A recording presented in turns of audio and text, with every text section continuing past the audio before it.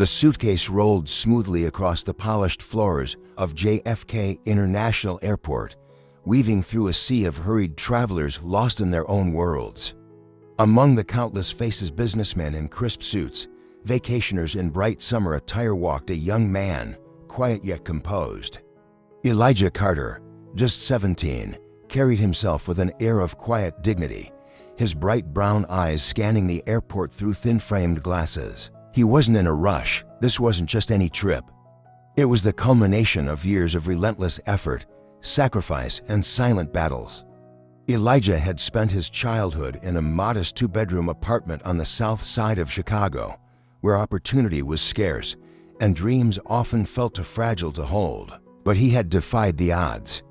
The scholarship letter from Columbia University had arrived just weeks ago, printed on thick, cream-colored paper, proof that his late-night study sessions, his part-time job, and his unwavering belief in himself had all been worth it. His mother had cried when she read it, pulling him into a tight embrace, whispering that his father, gone too soon, would have been proud. Now, he adjusted the strap of his backpack, his fingers grazing the smooth edges of his first-class ticket. It was more than just a seat upgrade. It was a symbol of how far he had come. His father, Joshua Carter, had built his legacy from the ground up. Once a baggage handler scraping by on minimum wage, he had climbed the ranks, built an empire, and now owned the very airline Elijah was flying with today. But to Elijah, his father wasn't a corporate mogul. He was the man who had taught him math at the kitchen table, who had worked overtime so Elijah could have new textbooks, who had always said, "Your worth isn't in where you come from, but in what you stand for."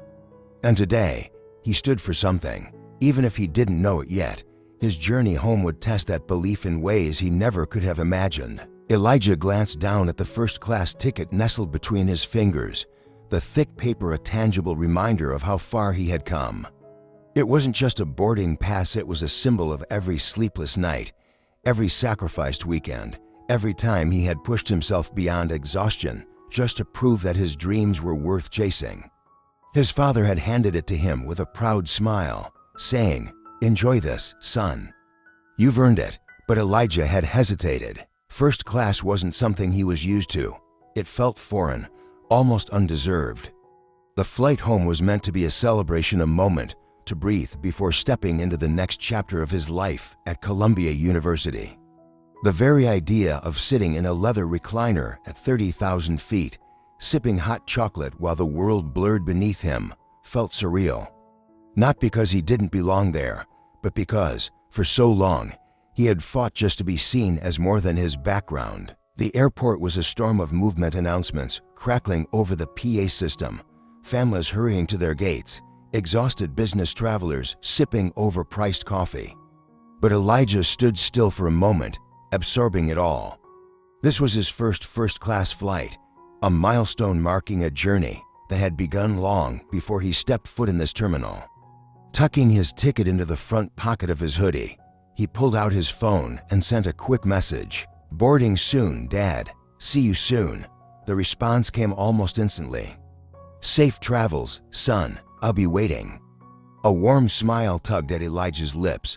For all the miles he had traveled, home was still the same, a father's voice on the other end of the line, a reminder that no matter where he went, he would always have a place to return to. But what Elijah didn't know was that this flight would test not just his patience, but his dignity. And before the plane even left the ground, someone was already waiting to challenge everything he stood for. Elijah took a deep breath as he stepped into the first-class lounge. The plush leather chairs, the gentle hum of soft jazz in the background, and the scent of freshly brewed coffee filled the air. It was a whole different world from the crowded chaos of the main terminal. He had barely taken a seat when a sharply dressed flight attendant caught his eye. Well, more like she was staring at him as if he had wandered into the wrong neighborhood. Claudette Monroe had seen it all in her 20 years of working luxury flights: the celebrities, the CEOs, the occasional tech bro who thought Wi-Fi at 35,000 feet was a personal birthright. But Elijah, he didn't fit the mold. He was young, dressed in a simple hoodie and sneakers, and worst of all, in her eyes he didn't radiate the kind of wealth she thought first class required. From the moment he had walked in, she had been keeping tabs on him. The way he carried himself too relaxed. The way he looked around too observant, like someone who wasn't used to spaces like this. She made a mental note to keep an eye on him. Elijah, however, was too busy enjoying his hot chocolate to notice the silent judgment unfolding across the room. He tapped out a quick message to his dad, then leaned back, allowing himself a rare moment of indulgence. Maybe he did belong here. Maybe, for once, he didn't have to feel like he had to prove anything. But as he lifted his cup for another sip, he caught movement in his peripheral vision. Claudette was still watching him, arms crossed, lips pursed. He sighed. Here we go. The thing about people like Claudette. They didn't need a reason to doubt someone like him. They just did. And soon enough, she was going to let him know exactly what she thought about him sitting in first class. Elijah barely had time to settle into his seat before the inevitable happened.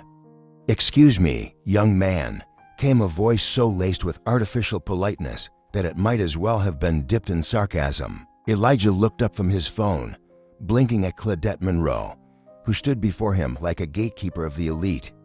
Her uniform was perfectly pressed, her blonde hair pulled into a severe bun, and her expression hovered somewhere between forced civility and outright disdain. "Can I help you?" Elijah asked, his voice polite but wary. Claudette offered him a tight-lipped smile that didn't quite reach her eyes. "Are you sure you're at the right gate?" "Economy is over there." She gestured vaguely toward the other passengers boarding, as if pointing him toward his proper place. For a split second, Elijah thought about playing dumb. Maybe tilting his head and asking, "Oh, is that where the free peanuts are?" But instead, he simply sighed and pulled out his ticket, holding it up like an no reverse card. "First class," he said smoothly. "Seat 3A, Claudette's smile twitched. She leaned in slightly, peering at the ticket as if she expected the ink to magically rearrange itself to say cargo hold. "Well," she said, straightening her posture, "let me just verify that." Elijah arched an eyebrow. "You do that?" As she walked off with the urgency of someone about to unearth a grand conspiracy, Elijah settled back in his seat. He had seen this kind of thing before. Some people just couldn't process the idea that a kid like him, young, black, and dressed in sneakers instead of a Rolex, belonged in first class. And judging by the way Claudette was now whispering to another attendant while shooting glances in his direction, this was far from over. Elijah had seen this play out before, different setting, same energy. He wasn't new to the subtle, and sometimes not so subtle ways people like Claudette tried to make him feel out of place. But today, he wasn't in the mood for it. He leaned back in his seat, casually scrolling through his phone while keeping an ear on Claudette's hushed conversation with another flight attendant. He could practically hear the wheels in her head turning. How did this kid end up in first class? Stolen ticket, computer glitch, act of divine intervention? After a few minutes, she returned, her expression now tinged with something between irritation and forced politeness. "It appears your ticket is valid," she admitted, as if the words physically pained her. Elijah nodded. "Yeah, I figured." Claudette cleared her throat. "But just to clarify, this section is reserved for first-class passengers. We offer complimentary drinks, premium service, and—" Elijah tilted his head. "You mean, like everyone else here?" Her jaw clenched ever so slightly. "Yes," she said through gritted teeth. "Great," Elijah said with an easy smile. "Then I'll take a hot chocolate." Claudette blinked. "Excuse me, hot chocolate," he repeated. "You said premium service, right? I'd love a cup. Maybe with those little marshmallows if you've got them." For a moment, she just stared at him, as if debating whether she should fight this battle or retreat. With a stiff nod, she turned on her heel and walked away, leaving Elijah to enjoy his temporary victory. He smirked to himself. Yeah, this flight was going to be interesting. Elijah barely had time to enjoy his victory sip of hot chocolate before his phone vibrated in his pocket. He pulled it out and smirked. "Dad, everything okay?" The message read. Elijah exhaled through his nose, shaking his head slightly. He could almost hear his father's voice, calm, measured, always ready to step in if needed. But Elijah had this under control. All good. Just a helpful flight attendant trying to redirect me to economy. But don't worry, I'm still in my seat, and I got my hot chocolate. His dad's response was almost immediate. Oh, is that so? Elijah smirked, but didn't reply. He knew his father well enough to know that tone short and to the point. The kind of message that meant his dad was about to handle things in a way that only he could. Meanwhile, across the aisle, Claudette was still stewing. She was a professional, sure, but something about Elijah's confidence, his refusal to be rattled, was getting under her skin. In her world, people like him usually backed down, shuffled off quietly, avoided conflict. But Elijah, he sat there like he belonged because, well, he did. And that just didn't sit right with her. So, naturally, she decided this wasn't over. "Excuse me," she said as she returned, her tone now clipped, her patience visibly thinning. "I'm going to need to see some ID." Elijah raised an eyebrow. "You need to see ID?" "To drink hot chocolate." A muscle twitched in her jaw. "No, to verify your ticket." Again, Elijah chuckled, shaking his head as he reached into his wallet. "You're really committed to this, huh?" He handed her his ID, letting her take an unnecessarily long look at it. She pursed her lips, handed it back, and without another word, spun on her heel and walked off. Elijah sighed, leaning back into his seat, stretching his legs comfortably. Yeah, this flight was definitely going to be interesting. Elijah had just settled back into his seat, ready to enjoy the rest of his flight, when he caught something out of the corner of his eye. Across the aisle, Claudette was whispering to another flight attendant, throwing glances in his direction, like he was some sort of puzzle she just couldn't solve. He sighed. "Lady, just let it go." But of course, she didn't. A few moments later, she was back, standing over him like a judge about to deliver a sentence. "I'm sorry, Mr. Carter," she said, her voice dripping with false sympathy. "But it seems there has been an issue with your ticket. We may need to move you to economy." Elijah blinked. "An issue?" "Yes," she continued, clearly enjoying herself. "It appears that your seat was mistakenly assigned." Elijah let out a short laugh, shaking his head. "So, let me get this straight. You checked my ticket once, verified it twice, looked at my ID, and now you're telling me there's a problem?" Claudette's smile was thin, like stretched plastic. "I understand this may be frustrating, but we have to follow procedures." Elijah folded his arms. "Right, procedures." At that exact moment, his phone vibrated. He glanced down at the screen. "Dad, sit tight. I'm handling it." Elijah smirked. Oh, this was about to get good. Meanwhile, Claudette turned to the other flight attendant, speaking just loudly enough for Elijah to hear. "Security may need to escort him to the right section." Elijah chuckled to himself. She really thought she had won. Too bad for her, this game was already over. She just didn't know it yet. Elijah didn't move. He didn't argue. He didn't even flinch.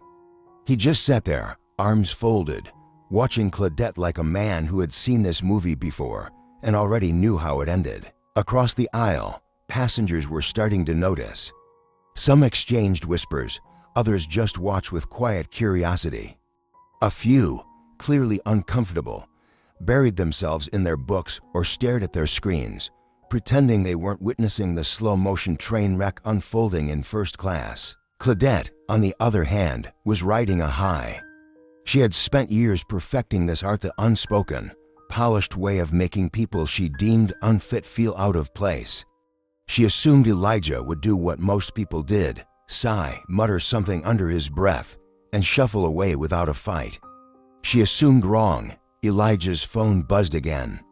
He checked the screen. 2 minutes. Oh, this was gonna be good. Claudette turned back to him, her hands clasped in front of her like she was offering him a polite choice, even though they both knew she had already made up her mind. "So, Mr. Carter," she said, her voice all sugar and steel, "are you going to move on your own, or will we need assistance?" Elijah exhaled, shaking his head with a chuckle. "You know," he said, stretching his legs out just a little more, "I'd actually love to see how that plays out. Right then, something shifted, not in the air, not in the cabin, but in Claudette's face. It was a flicker quick, almost imperceptible, the realization that maybe, just maybe, she had miscalculated. Because at that exact moment, the cabin door at the front of the plane opened, and in walked Joshua Carter, not just a first-class passenger, not just Elijah's father, the owner of the airline. Claudette hadn't just picked the wrong fight, she had picked the wrong family. The moment Joshua Carter stepped onto the plane, the energy in the cabin shifted. Conversations stilled, curious glances flickered between passengers. Even the hum of the aircraft seemed to quiet in anticipation. Claudette stiffened, her back straightening like she had just been caught red-handed. Her professional mask remained intact, but there was a new stiffness in her expression, the kind of realization that sinks in when you've just made a very public, very career-altering mistake. Joshua's presence alone commanded respect.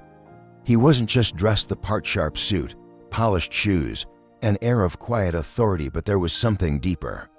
A weight behind his gaze, the look of a man who had spent his life earning everything people like Claudette assumed he was simply handed. He didn't raise his voice. He didn't need to. "I'd like to clarify something," Joshua said, scanning the cabin. His voice was calm, measured, the kind that made people listen without being asked to. "The issue here is not because this young man is my son."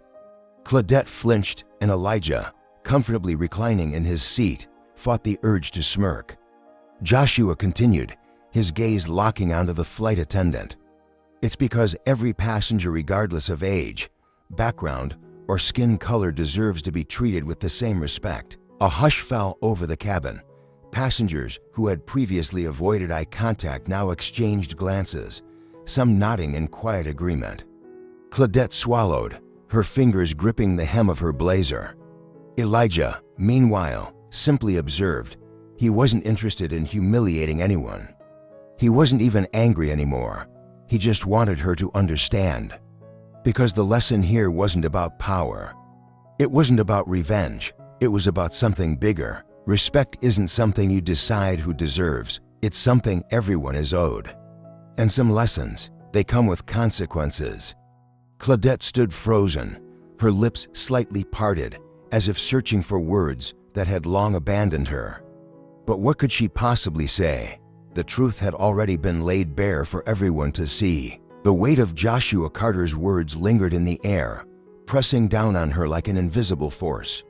This wasn't just about a simple mistake. This wasn't just about a seating dispute. This was about something much bigger: the quiet, unspoken biases she had carried for years, the way she had let them shape her actions without ever stopping to question them. And now, under the scrutiny of the passengers, under the unshaken gaze of the young man she had tried to push aside, she realized something terrifying. She wasn't in control anymore. Elijah sat comfortably, arms crossed, watching her with the kind of patience that made it clear he wasn't waiting for an apology. He didn't need one. This wasn't about forcing someone to admit their wrongdoing. It was about watching them understand it, and by the look on Claudette's face, she did. The tension in the cabin slowly dissolved as Joshua turned to his son. "Are you okay?" he asked, his voice softer now. Elijah nodded. "Yeah," and for the first time since stepping onto this plane, he truly meant it. Claudette swallowed hard, nodding stiffly as she took a step back. "Mr. Carter, if there's anything I can do too." "There is," Joshua interrupted, his voice calm but firm. "You can remember this moment. And the next time you look at someone and assume they don't belong, think again." With that, he turned back to his son, offering him a small nod, the kind that said, "Lesson learned, let's go home." And as the plane took off, Elijah glanced out the window, feeling lighter than before. Because today wasn't just about proving he belonged. It was about proving that fairness, respect, and dignity, those aren't privileges, they're rights.